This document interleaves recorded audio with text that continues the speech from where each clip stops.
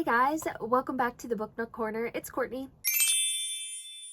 I am excited about today's video as it is one that you guys have requested a couple different times on my community page. I've had people comment on comments on videos and in my Discord. Everyone is asking for a Nook Glow Light 4E or just Nook in general review. Here's my opinion. As a lot of you know, I do have two. I have two different Barnes&Noble accounts. It was an accident. Honestly, I have gone to Barnes&Noble for over 20 years, so like, who knows how that happened, but it did. So anyway, I had books on both. These were on sale. I got a really good deal on them and couldn't pass it up. So here we are.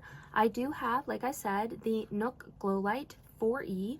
That is what both of these are. Obviously, this is the Nook case that you buy from Barnes&Noble, if you can see the little N right there. And that's what it looks like when you open it up. I will show you guys a little more kind of in-depth stuff, but this is little buttons, you know, that you click, buttons.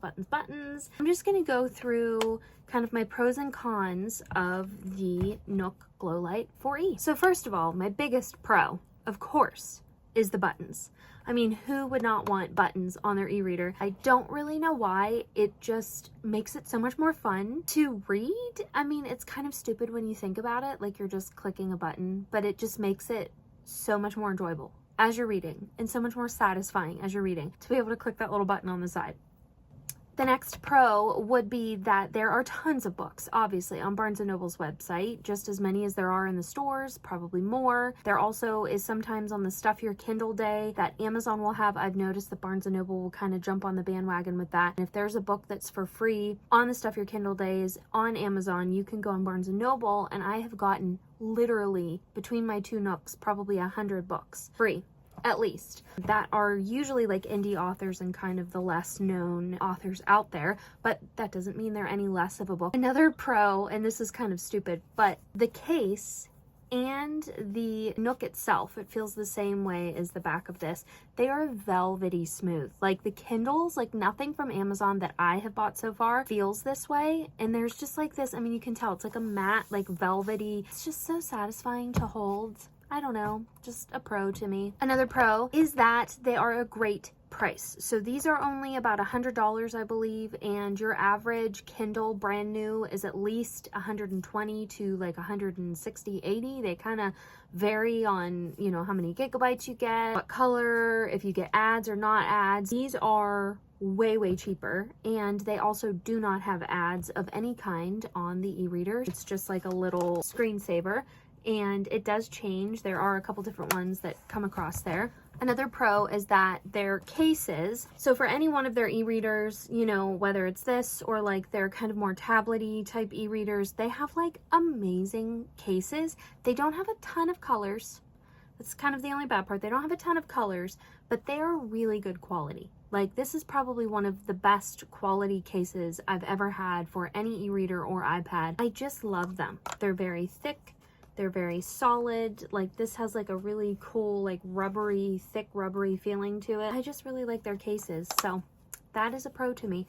My last pro is that they are just as fast as every other e-reader. As you're clicking through your book to the next page, there isn't like a ton of lag. Turning it on and trying to get into your library of books, there's not lag. So I think it's just as comparative to any Kindle or anything like that as far as speed goes. So I just want to say this because I feel like sometimes you guys will leave comments and you're like, does it have this? Does it have this? Does it have this type of operating system or whatever? And I'm like, what are these words? I'm not smart like that. I guess I'm kind of surface pros and cons compared to like really getting into the nitty gritty of the actual whatever system runs the e-reader, what the speed is, whatever, all the fancy words. I don't care about that stuff. Maybe I should care more, but I don't.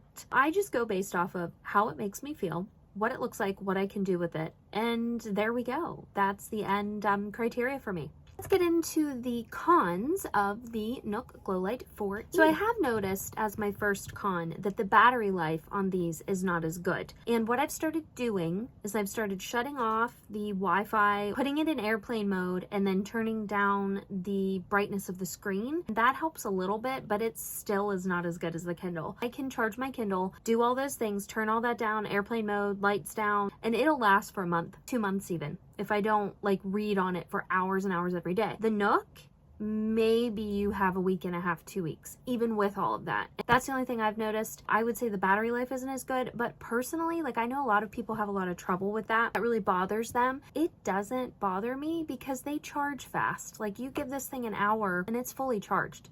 I have chargers absolutely everywhere in my house. Literally on like every floor, I have a charger of some kind, you know, charging station. And so it's just always accessible for me and it doesn't bother me to have to charge something. But even though it's a con, it's not like a deal breaker con. Another con that I have is that there is currently no clear case available for any that I know of Barnes&Noble's e-readers, which I don't really understand. You would think that they would want to jump on the bandwagon with all of the other e-reader companies that are throwing their e-readers out there with clear cases so that all the book girlies can decorate. I don't really understand that. I think there again, that's their way of purposely trying to not focus on their e-readers, which I don't understand. I guess I could count that as a con. They could do so much more with their e-reader side of the business than what they do. Another con that I have is that they don't have a Kindle Unlimited or Kobo Plus type of program. To me, I also feel like this could be something that, you know, they could do and they could expand on and grow their business with and really kind of get their authors, their traditionally published authors, to put their books through a Kindle Unlimited type program with Barnes&Noble. I can guarantee you people would do this. I know I would be one of them. I would pay for that in a heartbeat with Barnes&Noble. I just don't really understand why that's not done, but I'm just little old me. So what do I have to say about it? Another con that I have is sometimes it can be finicky, at least for me, and that might be my little brainless self with downloading things. I know on my Kindle, it's like you click download, it's on your, it's on your Kindle. I feel like sometimes with this, it has to be like in the right mood for it to want to download a book. I'm not saying that it like never happens or that it's always a problem, but sometimes it just like gets finicky with it. I don't know how else to describe that, but here we are. Another con, and my last con that I have with the Barnes&Noble Nooks, is that they don't update their e-reader accessories very often. Like I said, they don't really have a ton. Like if you go on their website, like even going on their website, there is not a direct tab or link anywhere that I have seen to even click on what e-readers they have, what accessories they have. Like you kind of have to like dig through the website to find all that stuff. A couple months ago when they were coming out with their newest tab, there was a little advertisement for it. It was like, you know, probably half the screen really of an advertisement for their newest tab. And I was like shocked because I was like, wow, okay.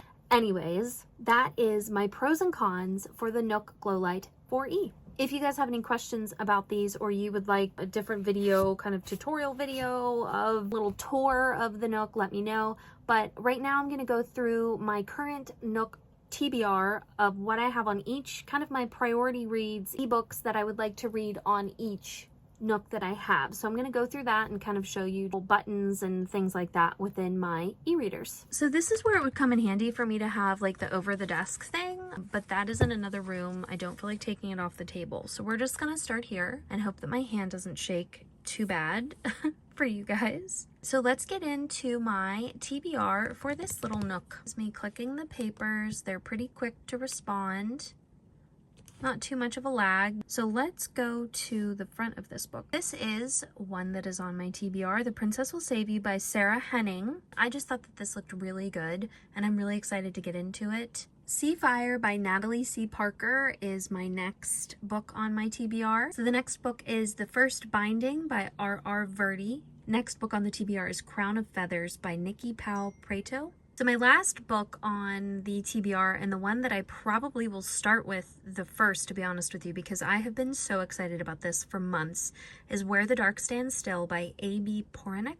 It just looks so good, and the cover, like on the actual physical book, or if you just saw it in color, is beautiful. It is so pretty. Like, look at the detail. There's an eye in the tree. So cool. Then the shut-off button is on the top.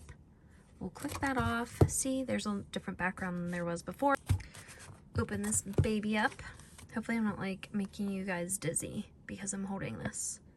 So obviously, as you can see, there's like a little bit of a different way to open it up, which I personally like. So I've never had a problem with that. I like it. So this is probably the first book that I'm going to start on this e-reader in particular. In fact, I was potentially interested in starting them tonight, both of these, and that would be A Fragile Enchantment by Allison Saft. Excited about this book. It has such a cute, pretty cover. Next one I actually got was a recommendation from Olivia Reads a Latte, and it is called Spice Road by Maya Ibrahim, I think is how you spell it. And it's obviously kind of like a desert fantasy, and I'm really excited. It sounds very good, and I want to start it. Oh my god, I wish I could start all of these. So the next book I actually started, but I'm gonna restart because like I'm not that far in, and I can't even really necessarily tell you like what even happened in said book. So we're just gonna restart it. Let me get to the cover here so that you can even see what I'm talking about. I had seen this a long time ago, and I had it on, I think it was on Kindle Unlimited for a while, if I'm not mistaken, and then they took it off of Kindle Unlimited, and she changed the cover and made it this cover. So it's After the Forest by Kel Woods. It sounds absolutely amazing, and I think there's a British version and a US version, which is just kind of weird because the covers are different. The story is the same, but there's like slight differences, so kind of weird. But either way, I'm looking forward to starting this again and finishing it because it just seems so intriguing to me. I'm thinking of at some point having a dragon readathon again, maybe by the end of the summer, maybe fall, but this is one I would put on my TBR for that if I did so, and that is Dragonfall by L.R. Lamb. This came out quite a while ago. I was so excited to get it, and then I just haven't read it yet, but honestly, I have not heard anything about this book, like literally nothing. I do not see it anywhere, which could be good, could be bad. I'm really not even sure. So the last book on my TBR for this nook is The Blood Trials by N.E. Davenport, book 1 of the Blood Gift duology. This was another one that I bought because of Olivia Reads a Latte. She just went on and on about how amazing this book is. I was influenced and it made me want to buy it. This screensaver reminds me of like a 1990s Kit and Caboodle. If you are old like me and you know what that is, leave a thumbs up in the comments